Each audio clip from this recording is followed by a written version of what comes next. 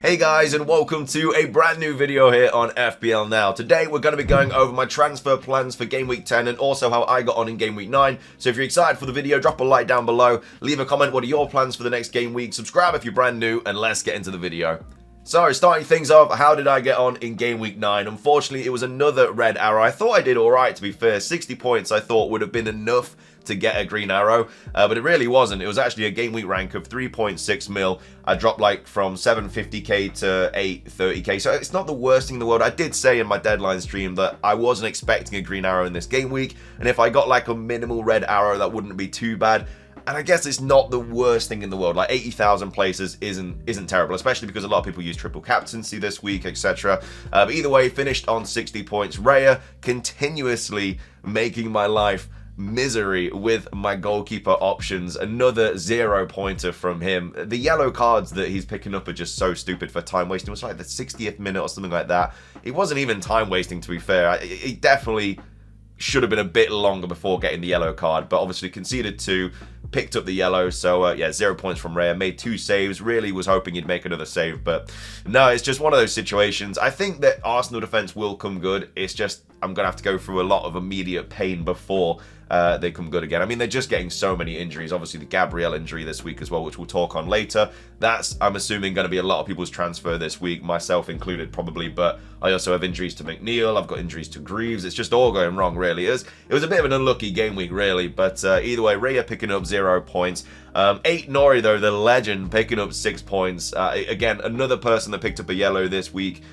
Before that goal went in, it was just terrible because obviously City were keeping a clean sheet, and I really needed 8 Nori to do something to kind of not necessarily combat the City clean sheet, but to make it not as bad as it was going to be. But then he scored that goal, so yeah, really happy about that. Didn't get any bonus points, but I mean the 6-pointer, absolutely fine with that, just simply because a lot of the City players, I mean a lot of people had Lewis, which obviously picked up 6 points. Obviously, Gvardiol did outscore 8 Nori this week, but no, I was very happy with 8 Nori. The only issue with 8 Nori now is he's on 4 yellow cards. So if he does pick up a yellow card soon, then he will miss a fixture. I just don't want him to miss the Palace or Southampton game. I don't mind him missing like Fulham or something. That's fine. But I really want him for the Palace and the Southampton games. So I really hope that he's just on his best behaviour for the next 2 fixtures. But either way, 6 points from him. Milenkovic, another player that picked up a yellow card. Obviously, as a Forest fan, absolutely ecstatic with the win. But would have been even happier with Vardy not scoring. But yeah, picked up 1 point. Really annoying. Again, so many yellow cards this week. And then Gabriel, who did pick up that injury. Apparently it's like an MCL injury or something like that. They're going to obviously give us more information. There's cup games this week, so we'll get like press conferences and stuff. But yeah, it's just another unfortunate thing for my team, really. Just another injury that I've picked up that I just really was not hoping for. But again, it's bad for Arsenal as well, because I mean Saliba will be back, but obviously Calafiori's out. Now Gabriel potentially is out. Erdegaard's out. It's just one of those situations. But yeah, another 1-pointer there. So yeah, 2 points from 3 players out of Raya, Milenkovic and Gabriel, but 8 Nori making the defence a little bit better this week and picking up that 6-pointer. In midfield, it wasn't too bad. I did get 3 double-digit hauls. Mbumo picking up 15 points, Palmer picking up 10 points. Could have had so much more, though. Had that penalty shout in the last few minutes of the game. Did score that goal as well that was just offside. His pass, by the way, for the first goal was absolutely unreal. Like, generally, I think he's the best player in the league right now. Like, that can do everything. Like, there's no way Haaland's playing a pass like that. Like, fair enough, Haaland keeps scoring and he's always in the right positions, but Palmer is just the complete player. In my opinion, he's the best player in the league. That's why he's in my team. That's why I was on my wildcard draft, and his price is just going to get higher and higher, because you know, Man United away is not a bad fixture for Chelsea. Fair play, Arsenal home is going to be quite tough, but then after that, it's just ridiculous fixtures for Chelsea. So he's probably going to be like 11.1 by the time that Game Week 12 runs around. But either way, Salah picking up 10 points as well. Was my transfer in this week? Well, one of my 3. My transfers this week were... well, I'll talk about that actually after I go through the points, because I did make 3 transfers this week. But either way, yeah, Salah picking up 10 points. Rodgers picking up 1, didn't pick up a yellow card, just came off early. I think what I'm going to do with Rodgers now is after Champions League, he seemingly gets subbed relatively early. So I think after those Champions League games, I'm just not going to play him unless it's a really good fixture. Like, it's just not worth it. He just keeps getting that early sub. And then McNeil, another player that's just another injury. It's so annoying. It's so annoying because now I have to sort him out. I've got to sort Gabriel out. I don't want to take a hit. I don't have to make a transfer this week. I can field 11 players, but I have no bench. So yeah, I mean, hey, it could be good news about McNeil. It could be good news about Gabriel. We'll have to wait and see. But as of right now, it's really not ideal. But yeah, picking up 2 points there. And then Raul Jimenez, obviously picking up 2 points. Calvert-Lewin didn't do anything, so I was all right with that. And then Haaland, the captaincy, picking up 12 points. I think, really, if you triple captain this week, you were very unlucky. He got an XG of, what was it, like I think it was like 2.2 or something like that. A 2.33 goal involvement, and he picked up 1 goal. Like, he missed 2 absolute sitters. Which, you know, I don't know how he's missed them, really. A player of his caliber should be scoring that easy. So, yeah, I feel like if you triple captained, like, it's one of those things. He registered his highest XG of the season. You've just been unlucky. Like that's all it is. Like, when he scored the hat-trick against Ipswich, 1.83. When he scored against the West Ham, the hat-trick, 1.82. 2.33. 0.5 XG higher than his hat-tricks, and came away with 1 goal, no bonus. So, yeah, I feel like, you know, it was the right decision. You know, if before the season you were, let's say that this is his highest XG, before the season, if someone was like, you can triple captain him in his highest XG game, you'd obviously take that. So to only come away with a goal is really unlucky. I was close to triple captaining as well, but I decided not to do it just because De Bruyne wasn't in the squad. And I'm very happy I didn't, obviously. But yeah, look, it's just one of those things. I'd feel very hard done by, though, if I had triple captained. And then the bench, Strand Larsen picking up a point, and then Mikolenko picking up 2 points. Obviously, Greaves and Ward not playing. So yeah, 60 points. I mean, my transfers this week were Trent out for Aït-Nouri, who picked up 1 point. So I'm on +5 there. I got rid of Saka for Salah, who I think Saka got 9, and obviously Salah got 10, so I'm up a point there. And then I got out, I took out DCL for Raul Jimenez, so they both got 2 points. So I am up like 5 points or something like that, 6 points, something. So it's not too bad.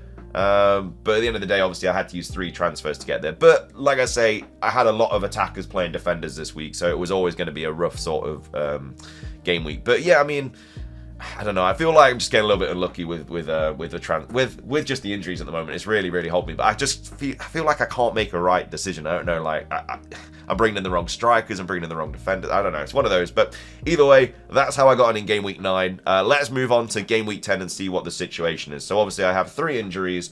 I've got 0.1 in the budget, and I've got 1 free transfer. So I don't have to make a transfer this week. I could just roll. I play Raya in goal against Newcastle. I play Mikolenko, Aït-Nouri, and Milenkovic at the back, which all have really good fixtures, by the way.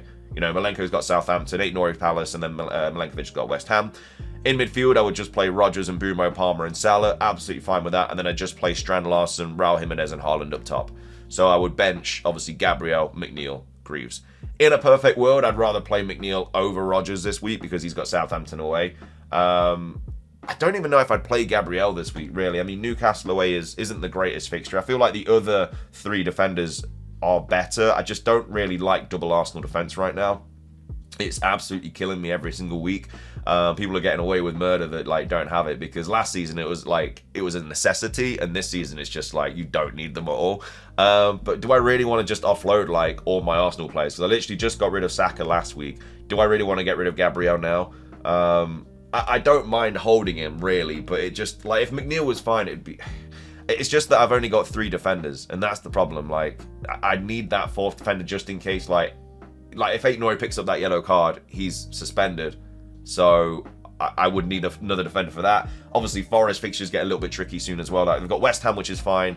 Newcastle's tricky, and they've got Arsenal away and City away coming up as well. So I'm not really going to be wanting to play Milenkovic every single week. So I do need that 4th defender.